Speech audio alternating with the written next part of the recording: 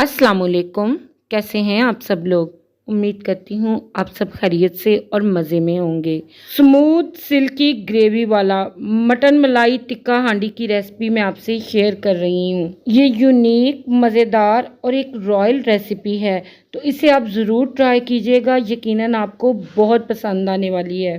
तो आ जाएं फिर बिस्मिल्लाह पढ़ के इसे बनाना स्टार्ट करते हैं। रेसिपी बनाने के लिए सबसे पहले लेंगे एक पैन और इसमें शामिल कर देंगे 1 कप के बराबर ऑयल। अब इसमें शामिल करेंगे कुछ साबुत गरम मसाले, तो 3 अदद सब्ज इलायचियाँ, 1 बड़ी काली इलायची, 2 दालचीनी की स्टिक्स, 1 बे लीफ, 4 से 5 अदद लौंगे, हाफ टी स्पून काला जीरा और 1 टीस्पून साबुत काली मिर्चें इसमें शामिल कर देंगे। बस अब हमने इनको हल्का सा फ्राई करना है। 1 से 1.5 मिनट के लिए फ्राई करने के साथ ही हम इसमें शामिल करेंगे अदरक और लहसुन का पेस्ट 2 टेबलस्पून के बराबर। अदरक और लहसुन को हम फ्राई करेंगे इतना कि इनका कच्चापन निकल जाए और इनकी रॉ स्मेल बिल्कुल ख़त्म हो जाए। अदरक और लहसुन के साथ ही इसमें शामिल करेंगे ब्लेंड किया हुआ प्याज। 1 बड़े साइज़ के प्याज को मैंने ब्लेंडर में डालकर ब्लेंड करके इसमें ऐड किया है। अब हमने मीडियम लो फ्लेम पे इनकी भुनाई करनी है। भुनाई करते वक्त आपने इस बात का ख़ास तौर पे ख्याल रखना है कि इसका कलर चेंज ना हो। मलाई हांडी है, तो अगर इनका कलर चेंज हो गया तो फिर आपकी हांडी का कलर भी ख़राब हो जाएगा। तो लें जी, अदरक लहसुन और प्याज की भुनाई हो चुकी है क्योंकि इनसे ऑयल बिल्कुल सेपरेट हो चुका है। अब हम इसमें शामिल कर देंगे 500 ग्राम के बराबर बोनलेस मटन। बाइट साइज के टिक्का शेप में इनकी कटिंग है और अच्छी तरह से वॉश करके मैंने इनको ऐड किया है। गोश्त के साथ ही मैंने 1 टीस्पून के बराबर इसमें नमक शामिल कर दिया है। अब हमने गोश्त की यहाँ पे 4 से 5 मिनट के लिए अच्छी तरह से भुनाई कर देनी है, इतनी कि इसका कलर पिंक से वाइट हो जाए। तो 4 से 5 मिनट मीडियम फ्लेम पे भूनने के बाद आप इसका कलर देखें प्रॉपर चेंज हो चुका है और साथ ही ये थोड़ा सा लिक्विडी भी हो गया है। ये इसलिए कि गोश्त अपना पानी रिलीज़ कर चुका है। तो बस अब हम इसमें शामिल करेंगे 3 कप के बराबर पानी इसमें हमने नीम गर्म करके ऐड करना है। इसमें हमने ठंडा पानी बिल्कुल भी ऐड नहीं करना। ठंडा पानी ऐड करने से गोश्त का कुकिंग प्रोसेस डिस्टर्ब हो जाएगा और वो गलने में बहुत ज़्यादा टाइम लेगा। तो बस पानी शामिल करके इसको हम अच्छे से मिक्स कर लेंगे। अब इसको हम कवर करके कम से कम 40 से 50 मिनट के लिए या फिर 1 घंटे के लिए पकने देंगे। अब हम इसके साथ ही अगले स्टेप की तरफ बढ़ते हैं। तो एक ब्लेंडिंग जग में मैंने 1 कप के बराबर दही शामिल कर दिया है। अब इसमें शामिल करेंगे 4 से 5 अदद हरी मिर्चें। साथ ही हम इसमें शामिल करेंगे 10 से 12 अदद बादाम। इनको मैंने भिगोकर इनका छिलका निकाल दिया था। तो यहाँ पे इनको अच्छी तरह से ब्लेंड करके मिक्सचर मैंने रेडी कर लिया है। दही, बादाम और सब्ज मिर्चों के इस मिक्सचर का इस्तेमाल हम आगे चल के करेंगे। दूसरी तरफ गोश्त को पकते हुए करीब 50 मिनट हो चुके हैं। गोश्त यहाँ पे बेहतरीन सा गल चुका है और इसका जो भी एक्स्ट्रा पानी है वो बिल्कुल ड्राई हो चुका है। अब हम इसके अगले प्रोसेस में इसमें शामिल कर देंगे दही, बादाम और हरी मिर्च वाला मिक्सचर।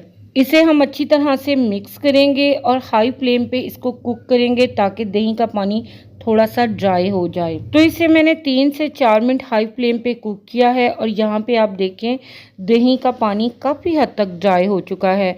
अब इस स्टेज पे हम इसमें शामिल करेंगे कुछ मज़ीद मसाले।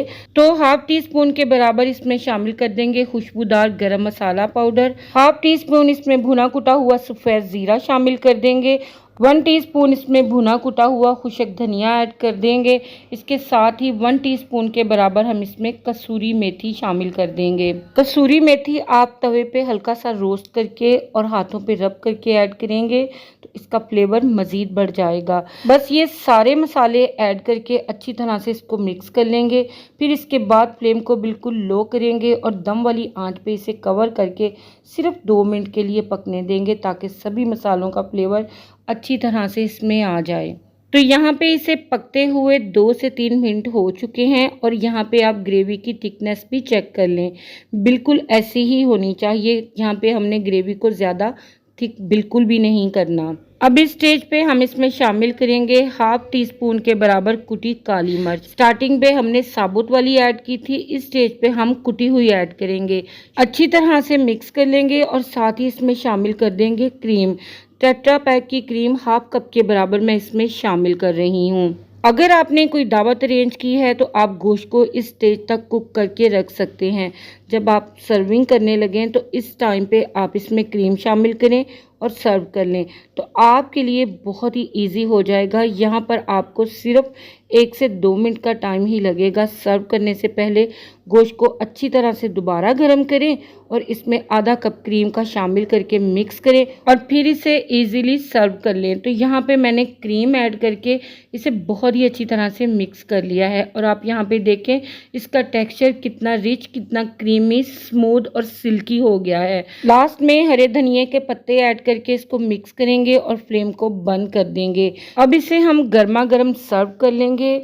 आप यहाँ पे इसकी थिकनेस चेक करें, बिल्कुल ऐसी ही परफेक्ट होनी चाहिए। आप इसे इंजॉय करें रुमाली रोटी या पूरी पराठे के साथ, या फिर गार्लिक बटर नान या चीज़ी नान के साथ भी इसका फ्लेवर बहुत ही ज़बरदस्त लगता है। आप यहाँ पे चेक करें कितना परफेक्ट, एकदम सॉफ्ट, परफेक्ट गला हुआ, एकदम मुंह में घुल जाने वाला ये गोश्त तैयार हुआ है।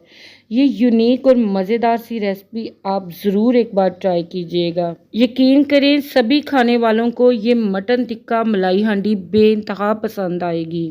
उम्मीद करती हूँ मेरी आज की ये रेसिपी आप सभी को बहुत पसंद आएगी। अच्छी लगे तो इसे ज़रूर अपनी फैमिली फ्रेंड्स के साथ शेयर करें। चैनल पे अगर न्यू हैं तो मेरी आपसे हम्बल रिक्वेस्ट है कि इसे सब्सक्राइब ज़रूर कर लें। आप सभी देखने वालों का बेइंतहा शुक्रिया।